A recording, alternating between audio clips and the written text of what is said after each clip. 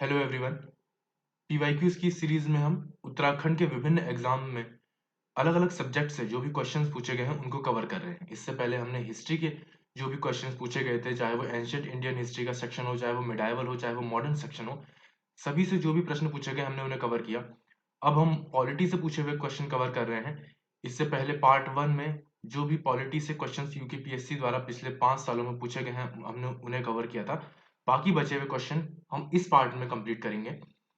मेरा ये मानना है कि आप उत्तराखंड के किसी भी एग्जाम की तैयारी कर रहे हो, चाहे वो एसआई या कांस्टेबल की भर्ती का एग्जाम हो, चाहे वो पटवारी या लेखपाल की तैयारी हो, चाहे वो अपर पीसीएस या लोअर पीसीएस के लिए तैयारी हो, इन वीडियोस के माध्यम से पीवाईक्यूज को कवर करना, पीवाईक्यूज को रिवाइज करना आप सभी के लिए समान रूप से फायदेमंद होगा।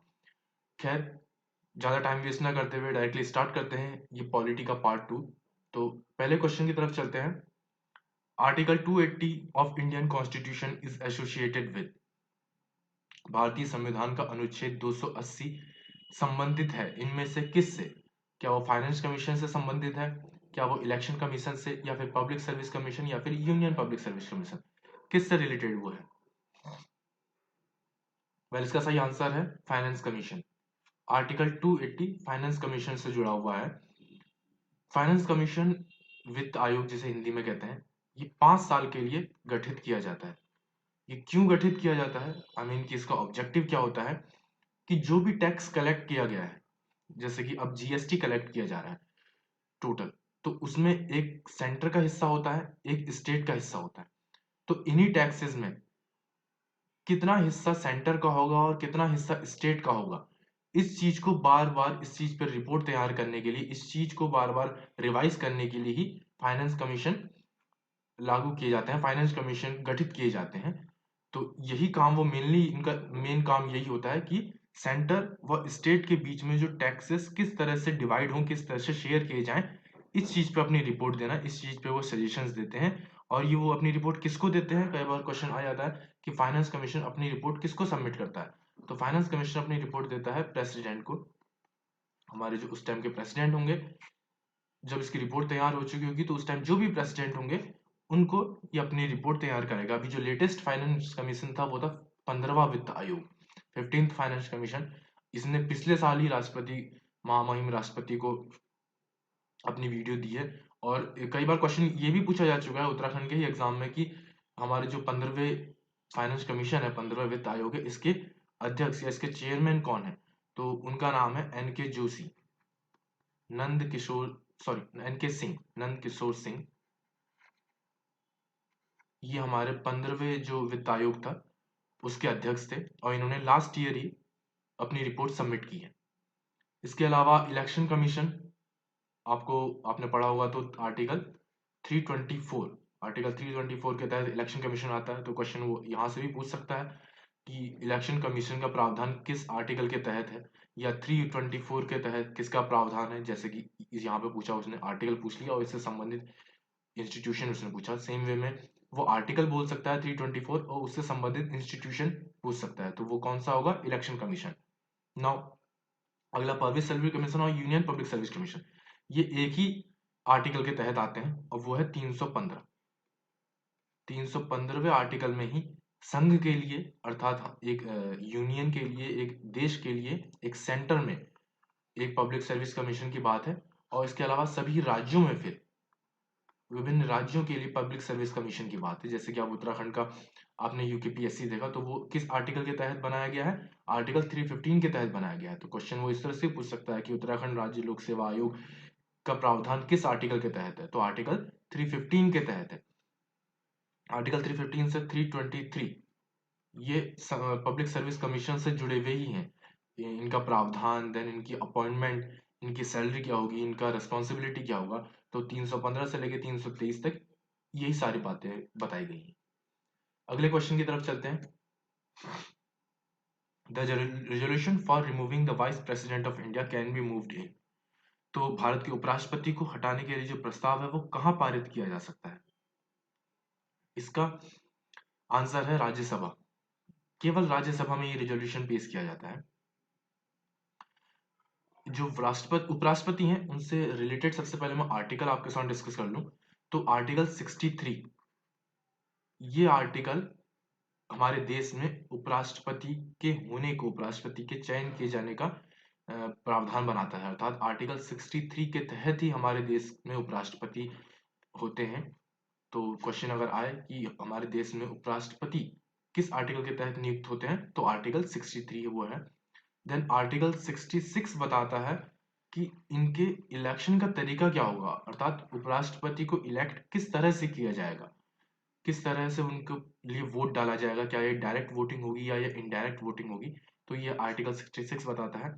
फिर आर्टिकल 67 का पार्ट बी ये बताता है कि किस तरह से उपराष्ट्रपति को हटाया जा सकता है। तो हो सकता है क्वेश्चन इस बार घुमा के बोल दे कि भारत के उपराष्ट्रपति को हटाने का प्रावधान किस आर्टिकल के तहत है, या उसे हटाने की जो विधि है वो किस आर्टिकल में मेंशन है, तो आर्टिकल 67 बी इसका आंसर होगा। अब इसमें क्या मेंशन है, इसमें ये मेंशन है कि अगर आपको वाइस प्रेसिडेंट को रिमूव करना है, हटाना है उनके पद से, तो आप एक रेजोल्यूशन पास करेंगे राज्यसभा में।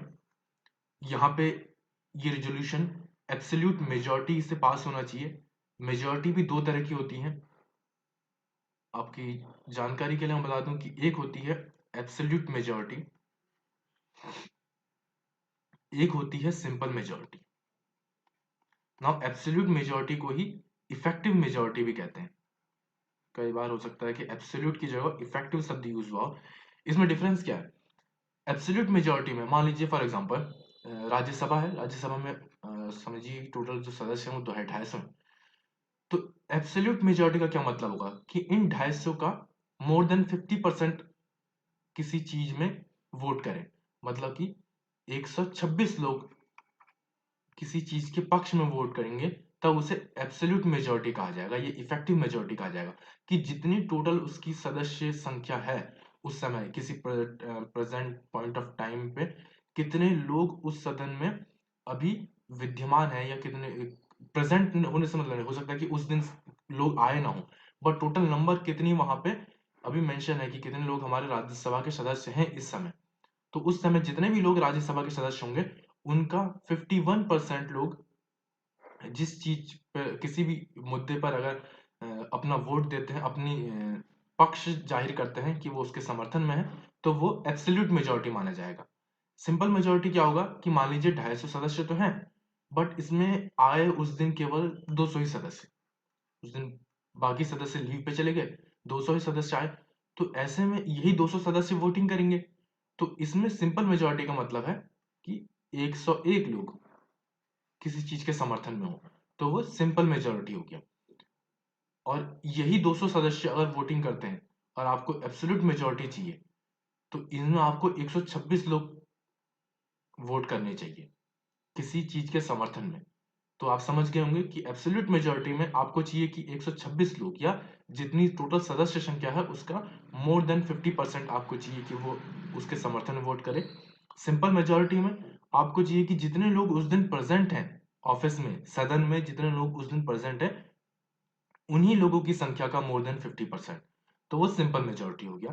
तो वही वो यहाँ पे कह रहा है आर्टिकल 67 बी में कि राज्यसभा में ये रिजोल्यूशन पास किया जाएगा उपराष्ट्रपति को हटाने के लिए, और इसको राज्यसभा में एब्सोल्यूट मेजॉरिटी के थ्रू पास होना चाहिए। अर्थात कि जितने राज्यसभा के टोटल उस समय सदस्य हैं, मान लीजिए 245 सदस्य, अगर उस समय सदस्य संख्या राज्यसभा की 245 है, तो इन 245 का मोर देन 50% इसको रिजोल्यूशन को पास करना चाहिए। जरूरी नहीं है कि उस दिन 245 उपस्थित हों, बट जितने भी उपस्थित हों उनमें जो भी समर्थन के लिए वोट करें वो मोर देन 50% ऑफ 245 होना चाहिए। इसके अलावा लोकसभा में सेम रिजोल्यूशन, लोकसभा में उसके लिए भी लोकसभा में भी वोटिंग होती है ना। ये रिजोल्यूशन पेश केवल राज्यसभा में किया जाता है, तो अगर ऑप्शन आएगा कि पेश कहाँ किया जाता है, तो उसका आंसर तो राज्यसभा ही होगा। बट वोटिंग कहाँ कहाँ होती है, तो वोटिंग राज्यसभा में भी होती है और वोटिंग लोकसभा में भी होती है। लेकिन लोकसभा में डिफरेंस क्या है कि लोकसभा में इसे केवल सिंपल मेजोरिटी चाहिए। अर्थात लोकसभा में उस दिन मान लीजिए किसी वजह से 200 ही लोग सदन में आ पाए, तो अगर 101 लोग इसके पक्ष में समर्थन कर देते हैं तो वो रिजोल्यूशन पास हो जाएगा। तो लोकसभा में केवल सिंपल मेजॉरिटी और राज्यसभा में एब्सोल्यूट मेजॉरिटी या इफेक्टिव मेजॉरिटी। आई होप ये आपको क्लियर हो गया होगा। अगर ये नहीं हुआ है तो आप मुझे कमेंट सेक्शन में बता सकते हैं, मैं इसे अगली वीडियो में दोबारा एक्सप्लेन कर दूंगा। नाउ अगले क्वेश्चन की तरफ चलते हैं। विच of the following is not a constitutional prerogative of president of India, अर्थात निम्नलिखित में से कौन सा भारत के राष्ट्रपति का संवैधानिक अधिकार नहीं है? वह इसका सही आंसर है option B, returning back a money bill for reconsideration. ऐसा क्यों है? सबसे पहले अदर ऑप्शन देख लेते हैं कि ऑफ कोर्स राष्ट्रपति किसी भी एक ऑर्डिनरी बिल को रिकंसिडरेशन के लिए भेज सकते हैं, ये हम जानते हैं। लोकसभा का डिसोल्यूशन वो कर सकते हैं, भंग कर सकते हैं अर्थात, और राज्यसभा के सेशन को समन भी वो कर सकते हैं। वो मनी बिल को रिकंसिडर के लिए नहीं भेज सकते। ऐसा क्यों है? क्योंकि मनी बिल पास ही, या मनी बिल जब लाया जाता है लोकसभा में, तो वो लाया ही राष्ट्रपति की मंजूरी के बाद जाता है। अगर अर्थात अगर कोई सरकार जो भी उस टाइम पे गवर्नमेंट है वो लोकसभा में मनी बिल लाना चाह रही है, तो वो पहले राष्ट्रपति की परमिशन लेती है कि हम मनी बिल वहां पे पेश करना चाह रहे हैं, और उसके बाद ही मनी बिल पेश किया जाता है। तो जब राष्ट्रपति ऑलरेडी परमिशन दे चुके हैं और वो पेश हो चुका है, तो फिर राष्ट्रपति के द्वारा उसे रिकंसिडरेशन के लिए भेजने का कोई तुक ही नहीं होता। तो इसीलिए कि returning back a money bill for reconsideration राष्ट्रपति का संवैधानिक विशेषाधिकार नहीं है, क्योंकि ऑलरेडी राष्ट्रपति जी से परमिशन ली जा चुकी है उस मनी बिल को पेश करने के लिए। तो आई होप कि आपको ये क्लियर हो गया होगा। देन मनी बिल आपको पता होगा कि इससे काफी क्वेश्चन बनते हैं मनी बिल से। 110 आर्टिकल 110 में मनी बिल का जिक्र है, और मनी बिल केवल लोकसभा में ही इंट्रोड्यूस किया जाता है। जिस तरह से जो उपराष्ट्रपति को हटाने का प्रस्ताव केवल राज्यसभा में लाया जाता है, उसी तरह से मनी बिल इंट्रोड्यूस केवल लोकसभा में किया जाता है। राज्यसभा में उस पर चर्चा हो सकती है, बट उसका कोई इफेक्ट नहीं होता, उसका कोई ऐसा फर्क नहीं पड़ता, क्योंकि अंतिम जो डिसीजन होता है वो लोकसभा में ही लिया जाता है मनी बिल से रिलेटेड। और एक क्वेश्चन बहुत बार पूछा जाता है कि कौन ये डिसाइड करता है कि कोई भी बिल मनी बिल है या नहीं है। अगर वो लोकसभा में पेश किया जा रहा है, तो कौन ये डिसाइड करेगा कि ये बिल मनी बिल है, अर्थात धन विधेयक है। मनी बिल को हिंदी में धन विधेयक कहते हैं। तो ये बिल मनी बिल है या नहीं है, ये कौन डिसाइड करता है? ये डिसाइड करते हैं लोकसभा के स्पीकर। ये क्वेश्चन बहुत बार पूछा जाता है। तो लोकसभा के स्पीकर, मान लीजिए यही बिल किसी राज्य की विधानसभा में आ रहा है, उत्तराखंड की विधानसभा में मान लीजिए सरकार मनी बिल या धन विधेयक पेश करना चाह रही है, तो कौन डिसाइड करेगा कि कोई भी बिल सॉरी धन विधेयक या मनी बिल है या नहीं है? तो वो विधानसभा के स्पीकर होंगे। तो लोकसभा में अगर पारित हो रहा है तो लोकसभा के स्पीकर डिसाइड करते हैं, और अगर विधानसभा में पारित हो रहा है तो विधानसभा के स्पीकर डिसाइड करते हैं कि कोई भी बिल धन विधेयक है या नहीं है। तो इस पॉइंट को भी आप जरूर याद रखें, क्योंकि इससे क्वेश्चन बहुत ज्यादा बार पूछे जाते हैं। खैर अगले क्वेश्चन की तरफ चलते हैं। The constitution of India was adopted on, Bharat के संविधान को कब अपनाया गया था? बहुत सिंपल है, अगर आपने एक बार भी पॉलिटी पढ़ी है तो 26 नवंबर 1949 को इसके कुछ आर्टिकल अपना लिए गए थे। बाकी संविधान 1950 को अपनाया गया था। तो लेकिन मेन आंसर इसका क्या है? 1949। अगला क्वेश्चन है, the disputes regarding the election of president are decided by. तो राष्ट्रपति के चुनाव से संबंधित अगर कोई विवाद होता है तो उसका निर्णय किसके द्वारा किया जाता है? इसका सही आंसर है option A, the supreme court of India. Article 71 में ये क्लियरली मेंशन है कि कोई भी डाउट, कोई भी डिस्प्यूट अगर regarding the election of president या फिर वाइस प्रेसिडेंट, तो इसका मतलब है कि अगर इसकी जगह पे वाइस प्रेसिडेंट भी होता है, मान लीजिए क्वेश्चन में वो बदल के वाइस प्रेसिडेंट दे देते हैं, तो प्रेसिडेंट या वाइस प्रेसिडेंट दोनों से इलेक्शन से रिगार्डिंग कोई भी डिस्प्यूट, कोई भी डाउट है, तो उनकी उसकी जो इंक्वायरी होती है और उसका जो डिसीजन होता है वो कौन करता है? वो सुप्रीम कोर्ट ऑफ इंडिया करता है। ये किस आर्टिकल के तहत है? ये आर्टिकल 71 के तहत। तो क्वेश्चन घुमा के पूछ सकता है कि किस आर्टिकल के तहत सुप्रीम कोर्ट को ये पावर है कि वह डिस्प्यूट में डिसीजन ले regarding the election of president. तो वो आर्टिकल 71 होगा। आर्टिकल उत्तराखंड के जो एग्जाम है उनकी दृष्टि से बहुत ज्यादा इंपॉर्टेंट है, क्योंकि यहाँ पे ज्यादा फोकस फैक्ट्स पे, ज्यादा फोकस डिटेल्स पे होता है। इसलिए आर्टिकल से डायरेक्ट क्वेश्चन आप बहुत ज्यादा देखेंगे। एक ही पेपर में आपको 3-4 क्वेश्चन सीधे सीधे आर्टिकल से दिख जाएंगे। या तो वो आर्टिकल पूछ देगा और उससे रिलेटेड क्या मुद्दा है वो पूछ देगा, या फिर वो मुद्दा आपको दे देगा, इशू दे देगा और पूछेगा कि ये किस आर्टिकल से रिलेटेड है। तो आर्टिकल को तो मैं चाहूंगा कि आप जो जो इंपॉर्टेंट आर्टिकल है उनके ऊपर मैं एक सेपरेट वीडियो बनाऊंगा कि क्या क्या इंपॉर्टेंट आर्टिकल हैं, जो भी इंपॉर्टेंट आर्टिकल्स हैं, और इसके अलावा जो भी इंपॉर्टेंट अमेंडमेंट्स हैं, इनके ऊपर मैं एक अलग से वीडियो बनाऊंगा जो कि उत्तराखंड की एग्जाम की दृष्टि से काफी इंपॉर्टेंट होंगे और आपके लिए काफी हेल्पफुल साबित होंगे। तो अगले क्वेश्चन की तरफ चलते हैं। The president can vacate his office by addressing his resignation to. तो राष्ट्रपति अपना इस्तीफा किसको संबोधित करके दे सकते हैं, अपना इस्तीफा किसको संबोधित करके वो लिखते हैं। तो इसका आंसर है the vice president, of course option A. Vice president को ही वो अपना इस्तीफा, अपना रेजिग्नेशन एड्रेस करते हैं। नाउ अगला क्वेश्चन कि how many members are nominated for Rajya Sabha by the president. हमने जो इससे पहले पॉलिटी का पार्ट 1 किया था उसमें भी हमने ये चीज डिस्कस की थी कि कौन सा आर्टिकल इनको ये पावर देता है प्रेसिडेंट को, कितने मेंबर वो होते हैं। तो इस अगर आपने वो पार्ट नहीं देखा तो आप उसे भी देख सकते हैं, उसमें काफी इंपॉर्टेंट क्वेश्चन हमने डिस्कस किए हैं इससे पहले वाले पार्ट में। इसका आंसर है ऑप्शन सी 12। किस आर्टिकल के तहत? आर्टिकल 80 के तहत। तो आर्टिकल 80 हमारे प्रेसिडेंट को ये पावर देता है कि वो राज्यसभा में अलग अलग क्षेत्रों से, उन क्षेत्रों में जो भी सर्वोच्च, जो भी जिन्होंने भी बहुत महत्वपूर्ण योगदान दिए हैं, उन लोगों को, चाहे वो खेल का क्षेत्र हो, चाहे वो कला हो, चाहे वो साहित्य हो, विभिन्न क्षेत्रों से उस क्षेत्र के जो भी महत्वपूर्ण लोग जुड़े हुए हैं, उनको वो राज्यसभा में नॉमिनेट कर सकते हैं। और ऐसे कितने लोगों को नॉमिनेट कर सकते हैं? 12 लोगों को नॉमिनेट कर सकते हैं। किस आर्टिकल के तहत? आर्टिकल 80 के तहत। अगले क्वेश्चन है the word secular and socialist were added in the preamble of the Indian constitution. Bharat संविधान की प्रस्तावना में ये दो शब्द किसके द्वारा जोड़े गए हैं?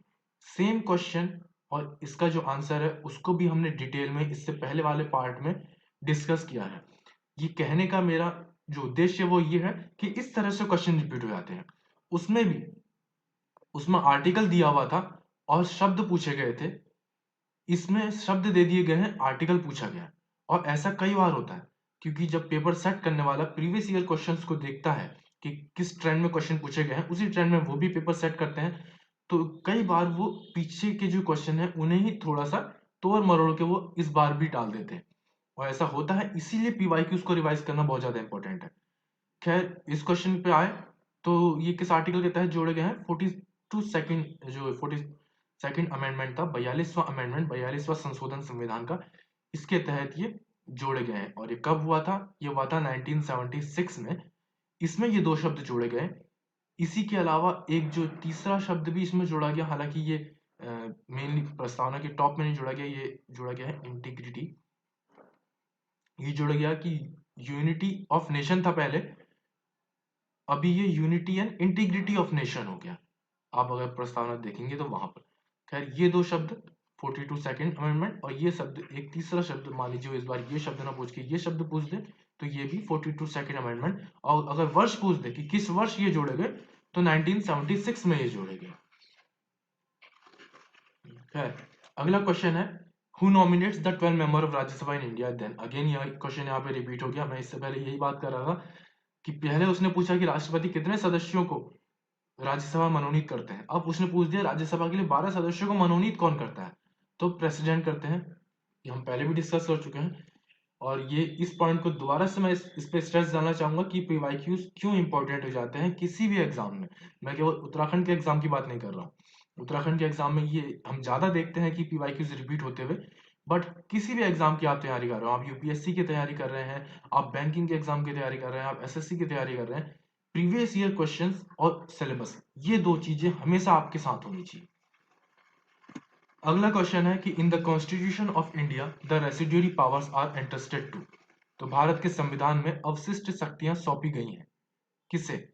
रेसिड्यूरी पावर एक स्पेशल पावर होती है जो कि गवर्निंग बॉडी को दी जाती है। जो भी किसी पॉइंट ऑफ टाइम पे जो भी गवर्नमेंट है, जो भी गवर्निंग बॉडी है, जो कि उस टाइम पे देश को गवर्न कर रही है सेंटर में, तो उन्हें ये पावर सौंपी जाती है। तो सेंटर इसका राइट आंसर हो गया ऑप्शन डी। इसके अलावा ये 7th शेड्यूल आपने पढ़ा होगा पॉलिटी में। 7th शेड्यूल काफी इंपॉर्टेंट है, इससे काफी क्वेश्चन पूछे जाते हैं। इसमें 3 लिस्ट होती हैं, एक स्टेट लिस्ट होती है, एक सेंटर की लिस्ट होती है, एंड देन एक कंकरेंट लिस्ट होती है। हिंदी में एक राज्य सूची होती है, एक केंद्र सूची होती है और एक समवर्ती सूची होती है। समवर्ती या कंकरेंट का मतलब है कि इसमें ऐसे विषय रखे जाते हैं जिन पे स्टेट और सेंटर दोनों ही कानून बना सकते हैं। पर अगर कोई भी कानून क्लैश होता है, मान लीजिए जो कुछ एक कानून स्टेट ने बनाया है और एक कानून सेंटर बनाता है इस सूची से रिलेटेड विषय पर, और वो क्लैश हो जाता है, वो दोनों एक दूसरे को कॉन्ट्राडिक्ट करते हैं, तो ऐसे में जो सेंटर के द्वारा बनाया गया कानून होगा इसको ऊपर रखा जाएगा। तो ये 7th शेड्यूल में है, हमारी 7वीं अनुसूची में ये है। स्टेट, सेंटर और कंकरेंट, मतलब इनके स्टेट और सेंटर के बीच में जो पावर का डिवीजन है, क्वेश्चन कई बार ये पूछ देता है कि राज्य और केंद्र के बीच में पावर का डिवीजन किस अनुसूची में है, तो वो 7वीं अनुसूची में विद्यमान है। इस क्वेश्चन का आंसर क्या हो गया कि अवशिष्ट शक्तियां भारत के संविधान में किसे दी गई हैं, सेंटर को दी गई है। आई होप ये क्लियर हो गया हो। अगला क्वेश्चन है, by which constitutional amendment the subject of education was transferred from state list to concurrent list. देखिए मैंने इससे पहले स्टेट लिस्ट मेंशन की, यहीं पर उनका वो आ गया। स्टेट लिस्ट कंकरेंट लिस्ट किस अनुसूची में, मैंने आपको बताया 7th अनुसूची में ये है। अब ये कह रहा है कि किस अमेंडमेंट के द्वारा जो एजुकेशन था वो पहले स्टेट लिस्ट में था, लेकिन बाद में इस एजुकेशन को समवर्ती सूची में डाल दिया गया ताकि सेंटर भी इस पे कानून बना सके। क्योंकि कई चीजें देश में यूनिफॉर्म करने के लिए कि उन देश में उस चीज से संबंधित जो नियम हो वो यूनिफॉर्म हो, उसमें एक समानता हो पूरे देश में। जैसे कि मान लीजिए 6 से 14 वर्ष के आयु के बच्चों के लिए अगर निःशुल्क शिक्षा की बात की गई है राज्य के द्वारा, तो ये पूरे देश में लागू हो, इसीलिए एजुकेशन को कंकरेंट लिस्ट में डाला गया है। तो ये किस अमेंडमेंट के द्वारा डाला गया है, ये डाला गया है sorry option C 42nd amendment. इसका ऑप्शन 4 नहीं है, ऑप्शन सी है 42nd अमेंडमेंट। मैंने आपको पहले बताया 1976 में ये अमेंडमेंट किया गया था और इसमें 5 सब्जेक्ट थे जिन्हें की कंकरेंट लिस्ट में डाला गया था स्टेट लिस्ट से। अब वो कौन कौन से 5 सब्जेक्ट थे, पहला मैं यहाँ पे लिख देता हूँ, एजुकेशन जो कि यहाँ पे पूछा ही गया है। दूसरा फॉरेस्ट, पहले फॉरेस्ट भी स्टेट लिस्ट में था, बाद में फिर इसे कंकरेंट में डाल दिया गया है। वेट्स एंड मेजर्स, अच्छा जो नाप तोल से रिलेटेड जो भी नियम होंगे उन्हें भी अब कंकरेंट लिस्ट में है। और अगेन इनका मोटिव क्या है कि पूरे देश में एक यूनिफॉर्म लॉ इन पे बन सके, एक समान लॉ इन पर बन सके। इसके अलावा protection of wild life animals इसमें है।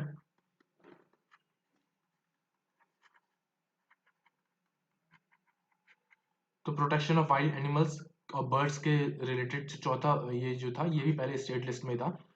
पांचवा जो जस्टिस का है, administration of justice, constitution and organisation, सारे कोर्ट्स का except the supreme court and high court. तो जितने भी लोअर कोर्ट होंगे राज्य में, जितने भी जिस भी तरह की दीवानी या फौजदारी जिस भी तरह के जो भी कोर्ट है उनका जो एडमिनिस्ट्रेशन है उसको वो भी पहले स्टेट लिस्ट में था, बट बाद में वो कहाँ डाल दिया गया, कंकरेंट लिस्ट में डाल दिया गया। तो ये 5 सब्जेक्ट थे जो कि 42वें संशोधन के तहत 1976 में स्टेट लिस्ट से हटाकर, राज्य सूची से हटाकर समवर्ती सूची में डाल दिए गए।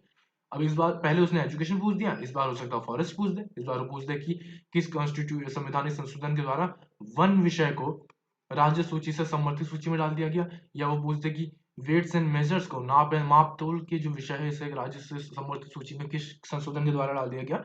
तो आंसर सेम होगा, 42 जो अमेंडमेंट था 42वां संशोधन, उसके तहत ये किया गया था। आई होप ये क्लियर हो गया हो। कोई भी कंफ्यूजन हो, कोई किसी भी तरह की कोई भी क्वेरी हो तो आप मुझे डायरेक्टली कमेंट सेक्शन में लिख सकते हैं। टेलीग्राम ग्रुप से आप जुड़ सकते हैं, टेलीग्राम ग्रुप का जो लिंक है वो मैं डिस्क्रिप्शन में लिंक कर देता हूँ। आप वहां पे जुड़ के मुझे कोई भी क्वेरी या कोई भी दिक्कत हो वहां पे आप बता सकते हैं। अगला क्वेश्चन है, विच of the following state does not have legislative council. किस राज्य में विधान परिषद नहीं है।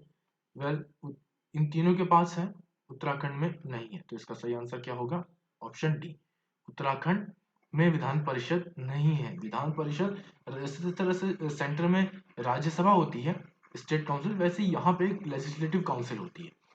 सेम इसके जो काम होते हैं वो भी लगभग लेजिस्लेटिव काउंसिल के जैसे, सॉरी, राज्यसभा के ही तरह के होते हैं। हालांकि एक डिफरेंस यहाँ पे है, और इससे पहले वाली पार्ट 1 में हमने उसे डिस्कस भी किया है कि लेजिस्लेटिव काउंसिल को भंग किया जा सकता है, सॉरी, लेजिस्लेटिव काउंसिल को भंग किया जा सकता है, परंतु राज्यसभा को भंग नहीं किया जा सकता। तो काफी चीजें राज्यसभा में अर्थात स्टेट काउंसिल में और लेजिस्लेटिव काउंसिल अर्थात विधान परिषद में सेम होती हैं, बट एक डिफरेंस जो है कि ये दोनों ही परमानेंट हाउस है। लेजिस्लेटिव काउंसिल भी परमानेंट हाउस है, राज्यसभा अर्थात स्टेट काउंसिल भी परमानेंट हाउस है। तो ये भी क्वेश्चन पूछ सकता है कि आपको 4 ऑप्शन दे देगा, लोकसभा, राज्यसभा, विधान परिषद, विधानसभा, इनमें से कौन सा परमानेंट हाउस है? तो उसका ऑप्शन 2 होंगे, विधान परिषद और राज्यसभा, ये दोनों परमानेंट हाउस है। डिफरेंस ये है कि विधान परिषद को भंग किया जा सकता है, लेकिन राज्यसभा को भंग नहीं किया जा सकता। खैर, ये क्वेश्चन से थोड़ा ज्यादा हो गया। क्वेश्चन में डायरेक्टली ये पूछा गया था कि निम्न में से किसमें विधान परिषद नहीं है, तो उत्तराखंड में ऑफकोर्स विधान परिषद नहीं है, हमारे पास केवल विधानसभा है। आई होप ये क्लियर हो। अगला क्वेश्चन है, the concept of PIL, public interest litigation, कहाँ पे ओरिजिनेट हुआ है? पीआईएल आप जानते हैं कि किसी भी विषय से संबंधित आपको कोई भी बात अनुचित लग रही है, जो हो सकता है कि आपको डायरेक्टली इफेक्ट ना कर रही हो, वो किसी दूसरे के साथ वो अन्याय हो रहा हो, पर उसमें आप भी पीआईएल डाल सकते हैं। उसके ये मानते हुए कि हो सकता है कि वह इतना समर्थ नहीं है कि कोर्ट में वो पब्लिक इंटरेस्ट लिटिगेशन डाले, तो इसके लिए आप भी दूसरे व्यक्ति के साथ कुछ भी अनुचित हो रहे के खिलाफ कोर्ट में एक पीआईएल डाल सकते हैं। नाउ ये सबसे पहले ये अवधारणा कहाँ ओरिजिनेट हुई थी? तो इसका आंसर है option C, United States of America में। यहाँ पे ये मिड 1980s के आसपास, 1984-85, मतलब 1980s का जो टाइम था, उसमें ये पीआईएल की जो कॉन्सेप्ट था ये ओरिजिनेट हुआ था। उसके बाद ही अभी हम इंडिया में भी देखते हैं, कई बार होता है कि कोई फैसला इस तरह से होता है, या कोई किसी भी हम अनुचित होते हुए देखते हैं किसी दूसरे के साथ, तो कई लोग, कई वकील ऐसे होते हैं, कई लोग ऐसे होते हैं जो कोर्ट में पीआईएल डालते हैं उनकी तरफ से। अगला क्वेश्चन है, the constitution of India declares India as. तो कॉन्स्टिट्यूशन ऑफ इंडिया, भारत का संविधान है, वो भारत को क्या कहते हुए घोषित करता है? वो एक वॉलंटरी फेडरेशन कहता है, या वो एक कॉन्फेडरेशन कहता है, या वो यूनियन ऑफ स्टेट्स कहता है, या फेडरेशन कहता है? क्या कहता है वो? वह जो सीधे सीधे आर्टिकल 1 में ही सबसे पहले यही डिस्कस है कि इंडिया क्या है। तो आर्टिकल 1 में जो कॉन्स्टिट्यूशन ऑफ इंडिया कहता है कि इंडिया एक यूनियन ऑफ स्टेट्स है, हम एक राज्यों का संघ है। आपने पढ़ा होगा, भारत एक राज्यों का संघ है। तो इसके तहत according to the constitution India is the union of state, because क्यों? क्योंकि स्टेट जो है वो इंडस्ट्रिबल पार्ट ऑफ कंट्री है, वो हमारे एक अब बहुत ही इंपॉर्टेंट अंग है इस देश के। स्टेट को मिला के ही ये इंडिया बना है। तो अगर स्टेट अलग होते हैं तो ऑफकोर्स फिर इंडिया का अस्तित्व नहीं रहेगा। समझ रहे हैं आपकी? इसीलिए कि कोई भी इसीलिए किसी भी स्टेट को अमेरिका, सॉरी, इंडिया से अलग होने की आज़ादी नहीं है। कोई भी अगर उत्तराखंड चाहे कि वो एक इंडिया से अलग होना चाहता है तो ऐसा नहीं हो सकता। हर स्टेट से मिल के ही, जितने भी स्टेट हमारे पास है, प्रेजेंट में 28 स्टेट है, तो इन 28 स्टेट से मिल के इंडिया बना है। तो इंडिया एक यूनियन ऑफ स्टेट है, और स्टेट के पास कोई राइट नहीं है to seek from the India, कि वो इंडिया से अलग हो सके।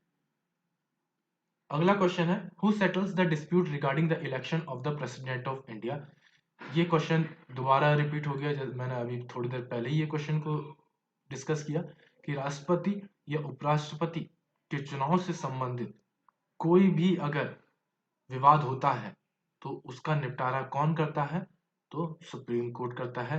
मैंने ये भी बताया कि किस आर्टिकल के तहत इसको पावर मिली है, तो आर्टिकल 71 के तहत इसको पावर मिली है। तो सुप्रीम कोर्ट कोई भी सेटल करता है dispute regarding the election of the president of India. Article 71 के तहत ये पावर मिली है, और ये पावर प्रेसिडेंट और वाइस प्रेसिडेंट दोनों के लिए मिली हुई है। अगला क्वेश्चन है कि right to information act India में पास किया गया था कब? सूचना का अधिकार अधिनियम इंडिया में कब पास किया गया था? बहुत सिंपल है, आपने कई जगह सरकारी ऑफिसों में इसका चार्ट लगा हुआ देखा होगा। 2005 में सूचना का अधिकार right to information act enact किया गया था, पार्लियामेंट लोकसभा के द्वारा पारित किया गया था। और ये कब से इस कभी कभी आया था कि ये फोर्स में कब से आया है, मतलब कि कब से ये शुरू हुआ, इसका प्रभाव में कब से आया, ये भी तो यहाँ पे पूछा कि पारित कब किया गया 2005 में। लागू लागू कब से हुआ या प्रभाव में कब से आया, तो 15 जून 2005। इसका सन पूछेगा तो सिंपल ही है, 2005 में ही हुई दोनों चीजें। अगला क्वेश्चन है कि the first Lokpal bill was introduced in the parliament of India in, पहला लोकपाल बिल भारत की संसद में कब पेश किया गया था?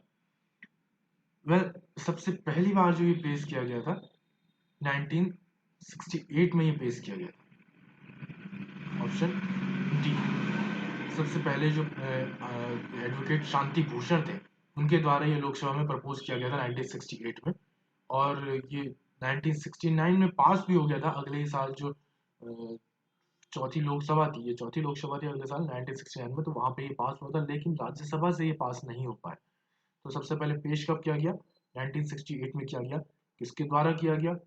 शांति भूषण जी थे एक,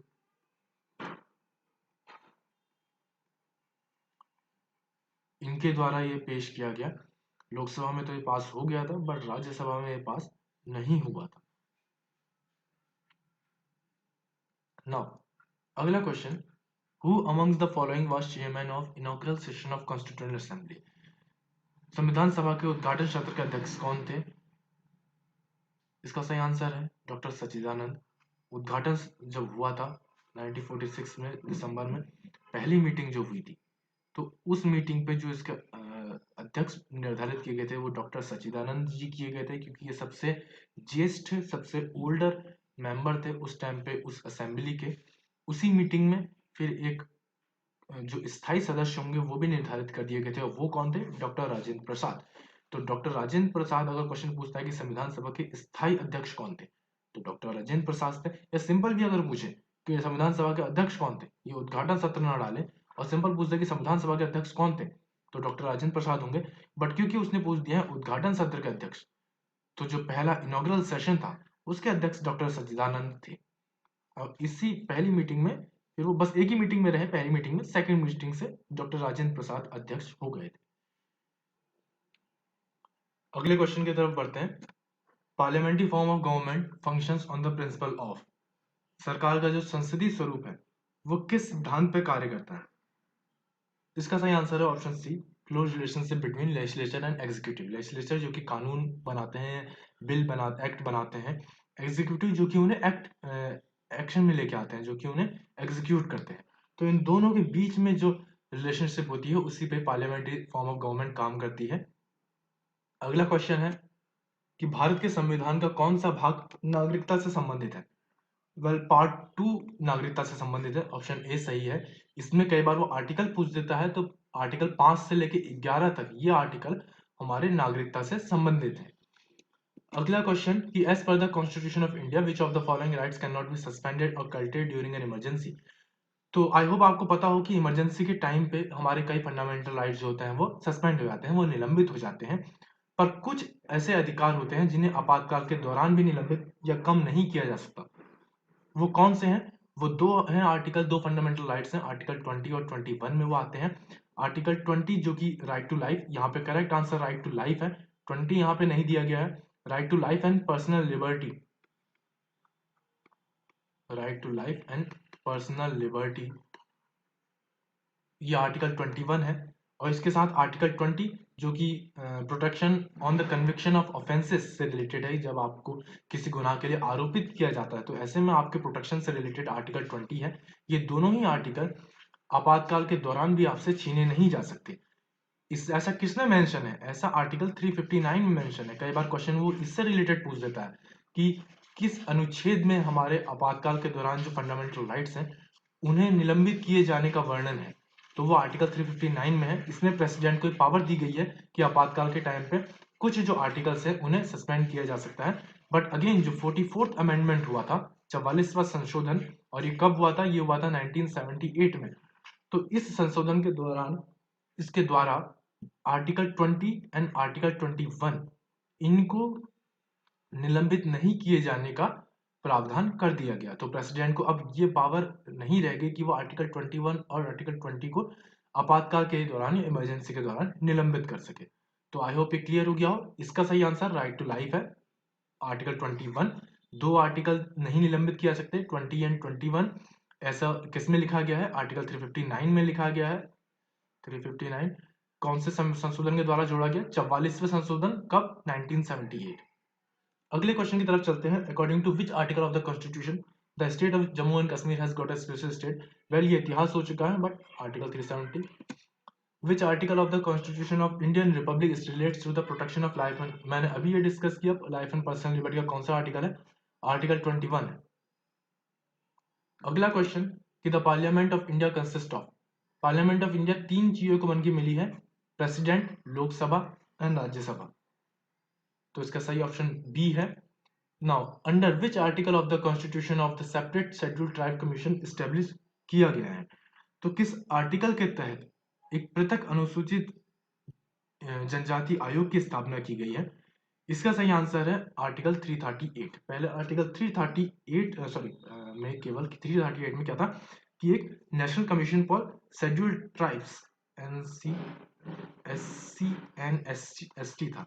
तो national commission for scheduled caste and scheduled tribe ये आर्टिकल 338 में हुआ करता था, लेकिन 89th अमेंडमेंट हुआ। और ये कब हुआ? ये 2004 में हुआ। इसके द्वारा इन दो को अलग कर दिया गया। अब ये हो गया है, एक हो गया है NCST national commission for scheduled tribes, और एक हो गया है national commission for scheduled caste. ऐसा इसलिए किया गया क्योंकि माना गया कि एक ही जब कमीशन है तो शेड्यूल्ड ट्राइब्स के अपलिफ्टमेंट के लिए ज्यादा फोकस नहीं हो पा रहा था, तो इसलिए ST और SC के कमीशन को अलग अलग कर दिया गया। NCST और NCSC ये दो कमीशन हो गए। कब हुए? 2004 में हुए। किस के तहत? अनुसूचित जनजाति वाला ST वाला जो है ये किसके तहत बना है? 338 के तहत बना है। इसके अलावा एक क्वेश्चन वो इससे पूछता था कि इनके पहले चेयरमैन कौन थे? जो पहला कमीशन बना उसके पहले चेयरमैन कौन थे? तो कुंवर सिंह जी। ये भी आप राइट डाउन कर सकते हैं, कुंवर सिंह जी इसके पहले चेयरपर्सन थे। अगला क्वेश्चन कि which of the following committee और commission recommended the creation of Nyaya Panchayat? किस समिति या आयोग ने न्याय पंचायतों के निर्माण की सिफारिश की थी? ऑप्शन सही जो है वो है option B, Ashok Mehta committee. Ashok Mehta committee कब बनाई गई थी? 1977 में ये बनाई गई थी, और इसी ने अपने जो सजेशन दिए थे उसमें ये दिया था कि न्याय पंचायतों की का क्रिएशन किया जाना चाहिए। अगला है कि one of the following function is not the concern of local self government. तो लोकल सेल्फ गवर्नमेंट जो होती है, स्थानीय स्वशासन होते हैं, इनमें से कौन सी चीज लोकल सेल्फ गवर्नमेंट से नहीं जुड़ी है?